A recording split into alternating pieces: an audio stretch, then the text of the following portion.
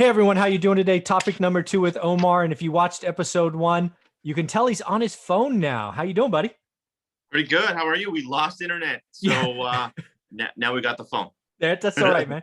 That's okay. One thing people know about my channel is I just hit record and go. I don't do any editing or whatnot.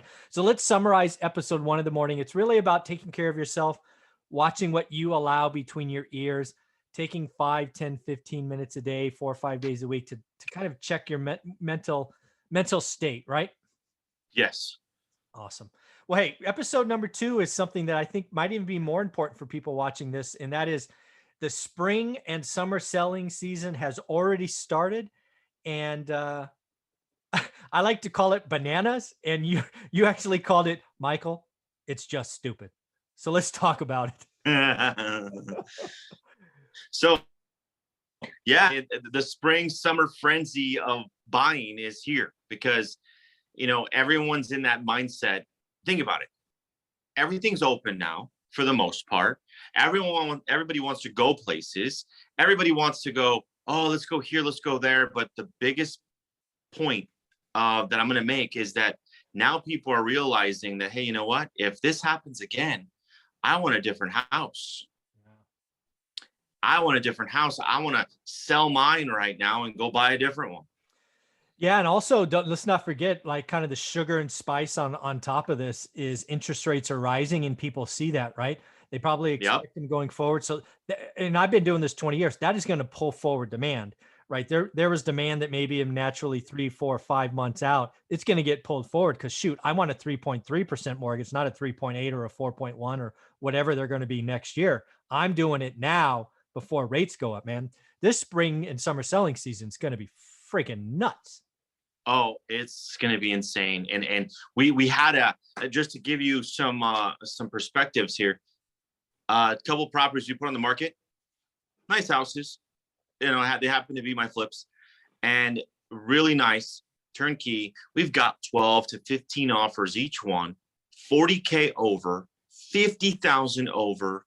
It's like, what are these people doing? Just so people know, what's the percentage basis? So 50K over on a $5 million house ain't interesting, but 50K over on a 100K house is pretty interesting. Where are we at? We're at 359 list price. Okay. And we got a 410 offer. Wow. So more than 10%. That's insane. That makes your flip profit pretty good. It does. And you'll love this one. That one with the pool that I was going to keep as a rental. I remember. I'm in this house probably a little north of 205, 206, all in. Yeah. Okay. All right. 375 in escrow. Well, I'm glad we sold it. Right. Didn't want the headaches or the liability. I mean, at what point? Even if it was a no pool, yeah, it's at that point. So this selling season, this frenzy is just starting. So I want to give an advice to anyone that's listening, that is a realtor that's listening to the show, that's an investor that's listening to the show, or you're barely about to get started as an investor. Right now, this kind of market masks the ability to buy wrong. Yeah. Okay. So I'm going to say that again, because right now you can make a mistake and you can be okay. Yeah. This is like 06 for me, where that last 12 months where the market was going up 4% a month. I don't know if it was that much, but it was just bananas. And you're right. You can earn a lot of bad habits right now. You can. And I saw what happened last time. The people that had bad habits took on too much inventory, tried to flex a little bit and do a higher end remodel. Let's just say they got caught. And it's not a fun time to get caught in and we don't know what's going to happen. Yeah. We don't know what kind of crash there's going to be. We don't know what kind of, depreciation. I don't know. I really do not know.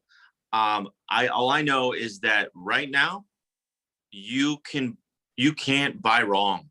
Yeah. And that's sad, because if you think it's going to stay like this for a long time, you're going to get caught. Yeah, that's a mistake. This is a little window. You and I talked about it. I think it was in February. We're like, What do you think, Michael? 6, 9, 12 months? I'm like, yeah, you can get into a flip and out in 4 months. You're probably okay. But Uh-huh. you get into a flip in like September and you got to exit in February. I can't guarantee that. Yeah, that's a different market, different world, interest rates. It's just different, right? Different world, different market. And you know what? Like it's right now, if you have some stuff going, cool. Yeah. And there's going to be a demand, a Yeah. ton of demand. You just said it. People have been waiting 3-4 months on the sidelines. It's going to bring the demand forward because they want to capitalize on that 0.5% difference in interest rate. For sure. And it's a good position to be in if you're set up, but just have in the back of your mind that something's coming. Yeah. I don't know what it is, but something's coming. Yeah. If you're a real estate investor, I've been telling you the next 12 months aren't going to be like the last 12 months. Now's the time to do the work. It's going to be hard. But again, where I'm going to go with this, Omar, is are you seeing that move up buyer, right? You're my real estate entrepreneur. You're my expert. So have you gotten a couple of listings from folks that are like, hey, Omar, I'm going to trade up now? Or are you still just getting new buyers that don't have anything to sell? No, it's literally this house, that 375 one with the pool. Yeah. That's a move up buyer on a listing that we have. Okay. That we just, look at this. He thought he was going to make 40 grand. He's making 100K in his profit on his house. And then they're moving they're moving to this one for 375 and they're selling that one for 285. Nice. So there's a ton of move up buyers right now. That's important, folks. That's a little piece you're not going to hear on the media. What were we missing last year? Move up buyers. Mom and dad were scared. Don't come touch my stuff. Don't bring that cooties to my house. Out. Now we're opening up. They're going to start listing by the summer. A lot is going to be there. And Omar, I'm willing to bet this. I bet the prettiest and cleanest inventory continues to scream off the market. What's going to start to see is you're going to start to see quality difference. The stuff a little too close to the freeway, the stuff that's not been updated since the 80s, that stuff's going to language a little bit. And you're going to start to see separation. And that's important for you and me because we can still make a killing on our beautiful flips because that stuff screams, but it's that ugly stuff that nobody can afford to remodel. It's just going to sit, I think, eventually. You know what? That and the price point. Okay. If you're under the median home price, you don't need to really do much to the property. Good point. Because they're right there. That's the fastball down the middle that has no movement, just straight down the middle. Anybody can hit that, just stick the bat out. Yeah. And that's literally primarily I'd say 85% of buyers are under that $320,000 mark. Yeah, same in my market. So again, what I think I'm hearing you say is a lot. Demand was crazy last year. It was just no inventory. So it was all these fish on like a couple of things. Now I do think inventory is going to rise. It's still the same amount of fish. There's just going to be more inventory selections, quality differences, but you're still going to have 10, 12 offers on the prettiest, cleanest, stuff, I think. Oh yeah, because those other 11 offers that did not get accepted, where are they going? Exactly. Oh my. And honestly, these are 2 properties and a total of like 25 offers. So that means 23 people, 23 families are still looking for a house. And all the same factors, interest rates going up. They want it. They want more land. They're scared. Oh man. Yeah. So again, I guess if I'm an agent today or a broker watching this, I go get as many move up buyers as I can. You double dip both sides of the transaction. The other thing I'll tell you, I talked about this with Ty on Friday, is if you're a real estate agent and your buyers are one of those 23, don't forget to take care of them, because what's going to happen is we stretch into this as we get towards the end. They're going to end up going to an open house someday. Maybe it's August, maybe it's September. And if you haven't taken care of them, they're going to write the offer with the agent that's in that open house, and you're going to get screwed out of a commission. 100%. That's why fortune's always in the follow-up, even if it's not right now. Exactly. Got to take care of down the road. Yeah. I mean, honestly, spot on, because nobody talks about the people that you can't find a house for, because how many clients we have that we have not found them houses because they get outbid, and then they get pissed off. Then they're back in the sidelines. They're like, you know what, screw it. We're going to wait. But are you following up with them so when that market does increase, not the market value, but I'm talking about market inventory. Yeah. If it increases, then you revisit them, you put them in a house or somebody else will.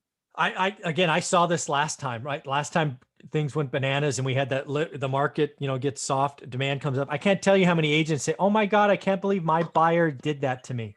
I showed them 100 homes. I wrote up 15 offers and they did me like that." Folks, if you're not following up, taking care of them, they're going to walk into an open house sometime late summer, early fall, and you are going to lose. Mark my words. And guess what? It doesn't matter how much of a tenure you have, because I'm in this 18 years and I've lost clients. Absolutely. Everyone loses clients. Yeah. Don't let that be you, man. Do the work.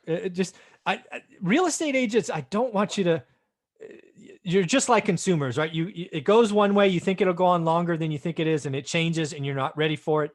And it hurts. I mean, you're commission, baby. I mean, if you're not there and they sign on the dotted line somewhere else, out. Yeah. Bye. See you later. Exactly. You just lost that. Yeah. So again, man, spring, summer selling season, you're excited, vibrating. Is this going to be something like 2006 or what is this just going to be the best ever or what's going on? You know what? I have a feeling that this, and we say this because, I know it sounds cliche, but this is going to be our best year. This is going to be our best year. We all say that, right? Yeah, I think it will be. I honestly think when you add up all the transactions, because I think you were missing 30% of the market last year.